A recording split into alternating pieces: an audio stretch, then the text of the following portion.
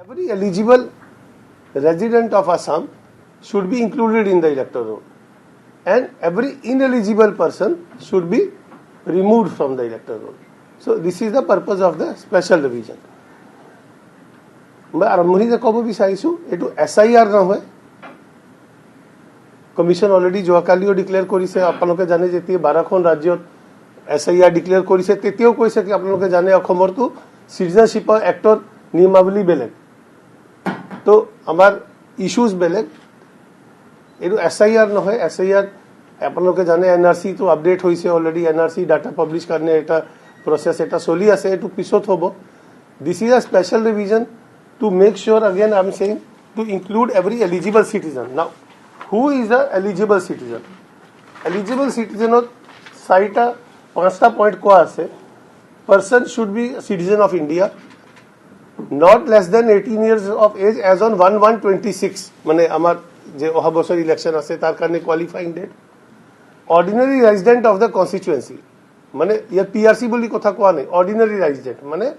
যদি ইউপিৰ এজন মানুহ ইয়াতে আহি কাম কৰি আছে 6 মাহ পৰা আছে 6 মাহ নহয় 1 মাহ পৰা আছে 2 দিন পৰাও আছে কিন্তু তাৰ ইয়াতে থাকা এটা হেৰি ধাৰণা আছে আৰু তেওঁ ইয়া থাকিব তেওঁ নামটো অন্তৰ্ভুক্ত কৰিব পাৰে not disqualified under any law not of unsound mind এই পাঁচটা কন্ডিশন মানে সংবিধানৰ আৰু আৰপি এক্ট মতে কন্ডিশন কেটা আছে যি কেটা আমি ফলো কৰিব লাগে নাও शेड्यूल আপোনালোকে যোৱাকালি নিশ্চয় আপোনালোকে সকলে পাইছে কিন্তু মই তথাপিও ক'ব বিচাৰো বেলেগ কি হ'ব মই পিছত যাম কিন্তু প্ৰথমে शेड्यूल লৈ যাম शेड्यूलৰ কি আছে কি আমি যি কেটা কাগজ নথি পত্ৰ প্ৰিন্টিং কৰিব লাগে এটো 21 তাৰিখলৈ টাইম দিয়া আছে আমাক আমি 21 22 তাৰিখলৈ এটো কমপ্লিট কৰিব পাৰি তাৰ পিছত মেজৰ এক্টিভিটি যে আৰম্ভ হ'ব BLO ঘৰে ঘৰে যাব না বাট এটো প্ৰক্ৰিয়াত ইনুমাৰেশন ফৰ্ম নাই कारण एटू इंटेंसिव रिविजन ना होय आपलोके जाने इंटेंसिव रिविजन নাই एटू जेतिया ইয়াতে ইনুমারেশন ফর্ম নাই কিন্তু ঘরে ঘরে যাব BLO রেজিস্টার আমি এটা প্রিন্ট কৰি দিম BLO মানে BLO ৰেজিস্টাৰ কি কি থাকিব যে আজি ডেটত আমাৰ যিমান ভোটাৰ আছে এটু ঘৰ হিসাবে একেলগে গুটাই আমি দিম মানে ধৰি লওক একে ঘৰৰ সব মানুহ একেলগে দিম মানে আপোনালোকে জানে ভোটাৰ লিষ্টত এনেকুৱা হ'ব পাৰে মা দেউতাৰ সিৰিয়াল নম্বৰটো 250 251 হ'ব পাৰে লৰাটো 18 বছৰটো পিছত হৈছে তাৰ সিৰিয়াল নম্বৰটো 1200 কিবা থাকিব পাৰে পিছত কিন্তু আমি এতিয়া ভোটাৰ লিষ্টত BLO ৰেজিষ্টৰত হেলকৰ ঘৰ হিচাপে একেলগে আনি BLO প্ৰিন্ট কৰি দিম BLO ঘৰে ঘৰে যাব ঘৰে ঘৰে যায় ফিজিক্যালি ভেৰিফাই কৰিব কি মানুহজন আছে কে নাই যি মানুহজন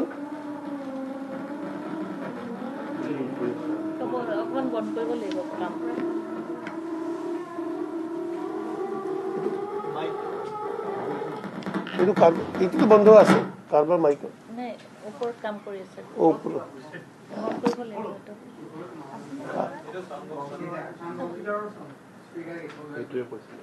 তো BLO যেতিয়া ঘৰে ঘৰে যাব তেও ফিজিক্যালি ভেৰিফাই কৰিব মানুহজন আছে কি নাই হেড অফ ফ্যামিলি লগত কথা পাতিব যদি মানুহ কোনবা ভোটাৰ নাম তো লিষ্টত আছে কিন্তু মানুহ ঢুকাইছে তেতিয়া তেও ফৰ্ম 7 তো ফিল আপ কৰা ব্যবস্থা তো কৰিব তাতে BLO ৰেজিস্টাৰ নোট কৰিব কিব আমুক জনক মৃত আছিলে ঘৰৰ মানুহ কলে তো মৃত মানুহ আমুকজন মানুহ শিফট কৰিছে ইয়াত না থাকে বেঙ্গালোৰ থাকে তেও তাতে ভোটাৰ লিষ্টত অন্তৰ্ভুক্ত হৈছে তেতিয়া তেনেকুৱা মানুহ কাৰণে ফৰ্ম 8 ৰ কাৰণে তে বুঝাব তেওঁলোকৰ নামটো ইয়াৰ পৰা কৰ্তন হ'ব যদি তেওঁলোকে তাত অন্তৰ্ভুক্ত হৈছে যদি অন্তৰ্ভুক্ত হোৱা নাই ঘৰৰ মানুহ কয় নাই তাতে অন্তৰ্ভুক্ত হোৱা নাই ইয়াতে আছে তেতিয়া থাকিব ছোৱালী বিয়া পাতি গৈছে গুৱাহাটীৰ পৰা ডিব্ৰুগড় লৈ গল তো ডিব্ৰুগড় তাৰ নাম শিফট হৈছে কে নাই হে তেনেকুৱা গুটে বস্তুটো তেও মানে ফিজিক্যালি ভেৰিফাই কৰিব সো দ্যাট এনেকুৱা নহয় কি দু জায়গাত নামটো থাকে মানুহৰ তেও ভেৰিফাই কৰি ফৰ্ম 6 বা ফৰ্ম 7 বা ফৰ্ম 8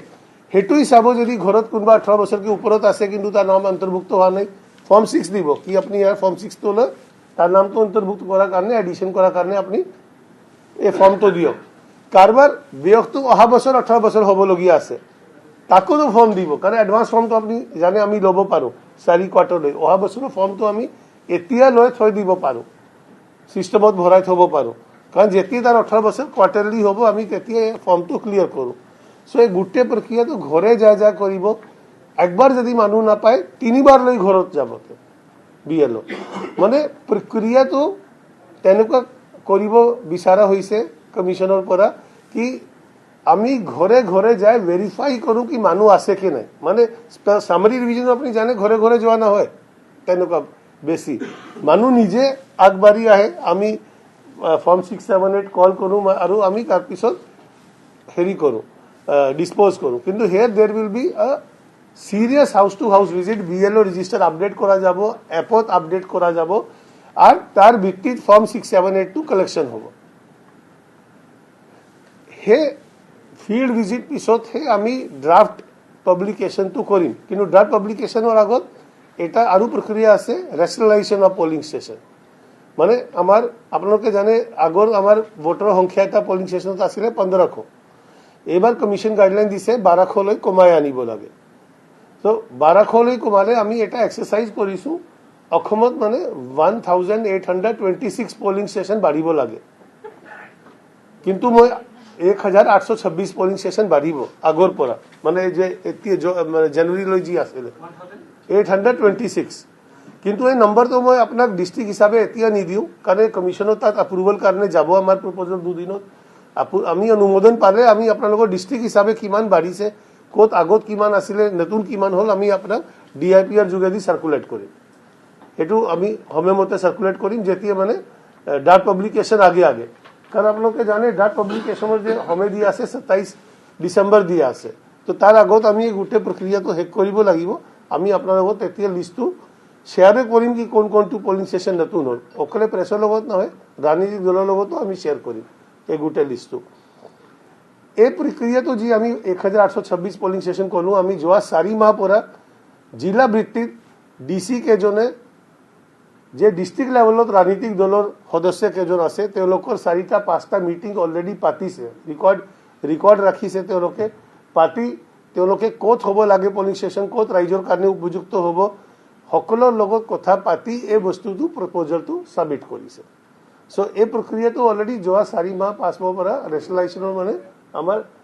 জিলাধিকাৰী কেজন আমাৰ ডিস্ট্ৰিক্ট কমিশনাৰ তেওঁলোকে কৰি আছে প্ৰক্ৰিয়া আৰু হেমতে লিষ্টটো আমি বনাইছো once the draft publication is done তার পিছত আকু মানে আমি মোটামুটি 1 মাহ টাইম তো দিম যেতিয়া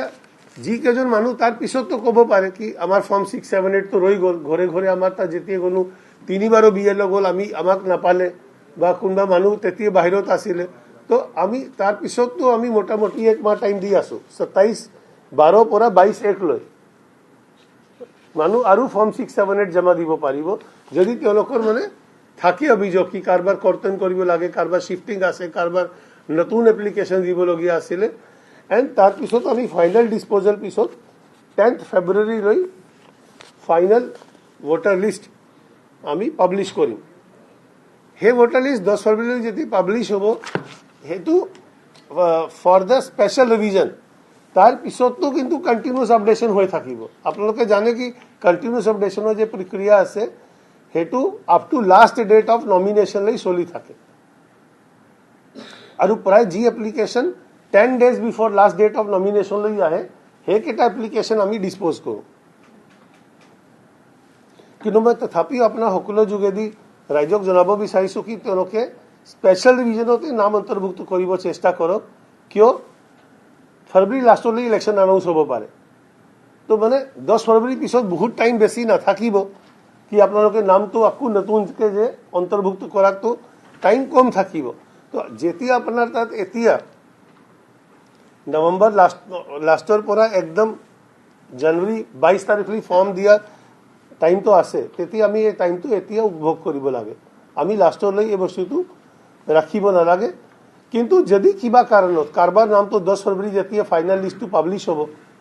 তেওঁলোকে পালে কি তাত আমাৰ লিষ্টত নাম তো অহা নাই আৰু লিষ্টত নাম তো অকলে ভোটাৰ লিষ্টত যা ফিজিক্যালি চাব না লাগে আজিকালি তো আপোনালোকে জানে ভোটাৰ হেল্পলাইন এপ পোৰ্টালত তো চাব পাৰে আপোনাৰ এপিক নম্বৰ তো দি পেলাই তেতিয়া ইমিডিয়েটলি এপ্লাই কৰিলে 10 দিনত নাম তো অন্তৰ্ভুক্ত হৈ যাব তো এনেকুৱা কথা নহয় কি নহব বুলি কিন্তু সময় তো কম থাকিব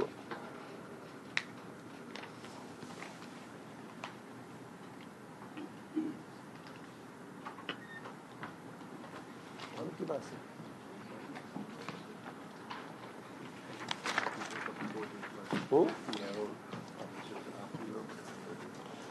দুটা ইম্পর্টেন্ট কথা মানে যি কমিশনে সদায় কৈ থাকে এটা তো হল কি যেতিয়া ইয়াৰো ডিসিজন লব ফৰ্ম উপৰত কাৰবা ফৰ্ম একসেপ্ট কৰিব বা ৰিজেক্ট কৰিব তো ইয়াৰো ডিসিজন উপৰত আপিলৰ এটা प्रावधान এটা আছে কমিশন আপোনালোকে জানে বাৰ বাৰ প্ৰেছ কনফাৰেন্সত কৈ আছে কি বিভিন্ন লেভেলত আপোনালোকে জানে কি কিবা কিবি অভিযোগ লগাই আছে বহুত কেইটা মানুহ কিন্তু কমিশনে কৈ আছে কি কোনোতো আপিল কৰা নাই তো মই আপোনাৰ যোগেদি ক'ব বিচাৰো কি যেতিয়া ইয়াৰো ডিসিজনটো দিয়ে কাৰবাৰ ফৰ্মৰ ওপৰত ফৰ্ম একসেপ্ট বা ৰিজেক্ট তাৰ আগেস্টে 15 দিনেৰ ভিতৰত কনসাৰ্নড ডিসি লৈ আপিলটো দাখিল কৰিব পাৰে কি ইয়াৰো এই ডিসিজনটো তেওঁ মই ফৰ্ম 6 দিছো মোৰ নামটো অন্তৰ্ভুক্ত নকৰিলে ৰিজেক্ট কৰিলে এটো ভুল আছে মোৰ একটা তথ্য তো ডিসি লৈ 15 দিনৰ ভিতৰত এপ্লিকেশন দিব পাৰে আপিলৰ এপ্লিকেশন দিব পাৰে ডিসি যদি অৰ্ডাৰৰ পৰা তেওঁ স্যাটিসফাই না হয় তো ডিসি অৰ্ডাৰৰ 30 দিন ভিতৰত सीओ তাতো সেকেন্ড আপিল দিব পারে তো any citizen any resident has a right of to appeals first appeal within 15 days of decision by ERO to the DC concerned second appeal within 30 days of decision by district commissioner to CO so যদি কোনবা satisfied না হয় with the decision of ERO they have available 2 appeals to them for a course correction যদি মানে তেওঁলোকে ভাবে কি ইয়াৰো তো ডিসিজন তো ভুল হৈছে বা ডিসি ডিসিজনও ভুল হৈছে তেতিয়া এটো পারা যায় we have also been able to convince political parties to give BLAs মানে আপোনালোকে জানে BLO লগত বুথ লেভেল এজেন্ট রাজনৈতিক দলে দিয়ে আমি পোলিং স্টেশন হিসাবে বিচাৰিছো তথাপি আমি মোটামুটি পোলিং স্টেশন লোকেশন হিসাবে আমি মেজৰ ৰাজনৈতিক দল কেটাৰ পৰা পাবলৈ সক্ষম হৈছো মানে আমাৰ যে মেজৰ ৰাজনৈতিক দল সেটৰ তেওঁলোকে গোটে ৰাজ্যখনতে দিছে বা যি অলপ ৰিজনাল দল আছে তেওঁলোকে নিজৰ নিজৰ য'ত প্ৰেজেন্স আছে হেকেটা ডিস্ট্ৰিক্টত তেওঁলোকে BLA দিছে এই BLO যে কেজন আছে BLA লগত একেলগে লোক লাগি रोल हुदुल काम तो करे कारण तेतिया ग्राउंड लेवलते पॉलिटिकल पार्टीर एजेंट जे BLA तो BLA লগত लोग লাগি থাকে सो दैट পিছত কোনো যে অভিযোগ নকৰে কি মানে ভুল কে নাম তো কাটা গল বা ভুল কে নাম তো অন্তর্ভুক্ত হল অসমত এতিয়ালৈ 61553 BLA ৰাজনৈতিক দলে এপইন্ট কৰিছে 61553 61553 BLAs have been appointed by the different political parties across Assam against 29,656 polling stations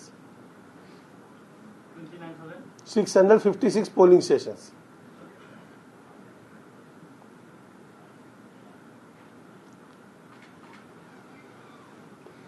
আজি আমাৰ যে স্পেশাল ডিভিজন जो কালি যে ডিক্লেয়ার হল আমার এতিয়া অফিশিয়াল প্রক্রিয়া 2-3 দিন চলিব আজি আমার গোটে district commissioner ERO election officer তেওঁলোকৰ লগত তেওঁলোকৰ ট্ৰেনিং প্ৰোগ্ৰাম আছে ভিডিও কনফাৰেন্সত তাৰ পিছত তেওঁলোকে ডিস্ট্ৰিক্টত আৰম্ভ কৰিব আৰু বিভিন্ন কার্যসূচী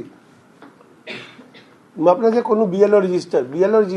তিনটা পার্ট আছে এটা তো আপনার কোনো যে প্রি প্রিন্টেড স্টেটমেন্ট 1 আপনাকে নিশ্চয় অর্ডার তো পড়িছে যে সবে স্টেটমেন্ট 1 যে আছে প্রি প্রিন্টেড যাব মানে ইলেক্টর ৰোলৰ পৰা প্ৰি প্ৰিন্ট হয় যে স্টেটমেন্ট 1 আছে মানে ধৰি লওক পোলিং স্টেশনৰ নাম তো দি সিৰিয়াল নাম্বাৰ 1 হাউস নাম্বাৰ দি পেলাই তাৰ আগেষ্টে যিমান ভোটাৰ তাৰ ডিটেইল তো খালি থাকিব যত BLO সব ঠিক থাকিলে ওকে লিখিব সব ঠিক না থাকিলে তেতিয়া কারেকশন তো কি কৰিব লাগে বা ডিলিট কি কৰিব লাগে লিখিব তাত আৰু ঘৰৰ মানুহ তো সহিত ল'ব আপোনালোকে চাইছে লাষ্টত ৰাইট ঘৰৰ মানুহ তো মানে সহিত ল'ব স্টেটমেন্ট 2 আৰু 3 যে আমি এটা বনাম BLO যে বনাবো এটো কি হ'ব statement 2 is those who are already 18 years plus কিন্তু নাম তো এতলৈ অন্তর্ভুক্ত হওয়া নাই কিবা কাৰণত সো দ্যাট এলোকৰ আমি ফৰ্ম 6 তো দিব পাৰো মানে উই আৰ গোইং আ স্টেপ ফৰওয়াৰ্ড নিজে আমি ফৰ্ম 6 দি আছো কি আৰে বছৰৰ ল'ৰা বা ছোৱালী আছে 20 বছৰৰ এতিয়ালৈ নাম যদি অন্তৰ্ভুক্ত হোৱা নাই সেকেন্ড যাৰ অহা বছৰত 18 বছৰ কমপ্লিট হ'ব এতিয়া 17 বছৰ প্লাস আছে সেইটো ষ্টেটমেন্ট 3 আমি ভৰাম সো দ্যাট তালকৰ ফৰ্ম 6 আমি লৈ আগবাঢ়িব পাৰো so this is the process which BLO will complete in the time period from up to 20th December 22 November পৰা 20 ডিসেম্বৰ লৈ এই কামটো BLO দিয়া হৈছে ইয়াৰ মাজতে আমি ৰেশনালাইজেশনো হেক কৰি লম আমি যেনেকা কলো আপোনাক কি অলৰেডি আমাৰ তাত 1826 পোলিং ষ্টেচনৰ গোটে ডিটেইল আহিছে আমাৰ 2 দিনতে বোধহয় 3 দিনত কমিশন লৈ অফিচাৰ যাব তাত এপ্ৰুভাল কাৰণে গোটে ডিটেইলছ লৈ এপ্ৰুভাল পালে আমি সেই বস্তুটো 27 ডিসেম্বৰ যেতিয়া ড্ৰাফট পাব্লিকেশন হ'ব তেতিয়া নতুন হেৰি মতে হে এই ড্ৰাফট পাব্লিকেশনটো হ'ব নতুন পোলিং ষ্টেচন মতে হে ড্ৰাফট পাব্লিকেশনটো হ'ব মানে 1826 বাঢ়ি যোৱা পিছত সেই মতে হে ড্ৰাফট পাব্লিকেশনটো কৰা হ'ব আই থিংক মোৰ পৰা ফালৰ পৰা ক'বলৈ এতিয়াই মানে কিন্তু আপোনালোকৰ মই জানো বহুত প্ৰশ্ন আছে যি মানে মই নিজে উত্তৰ দিয়া নাই কাৰণ মই ভাবিছো কি আপোনালোকে সুধিলে মই উত্তৰটো দিলে ভাল হয় so the floor is open for questions Sir, what is special about this summary revision and why it is less than SI? Well, I expected this question, so we prepared it thoroughly. So, this is neither SIR nor SSR. This is SR. In intensive revision, you go deeply into each elector with an enumeration form where what commission has said. Jadi मैं आपको बिहार और 12 स्टेटों ले जदी जाऊं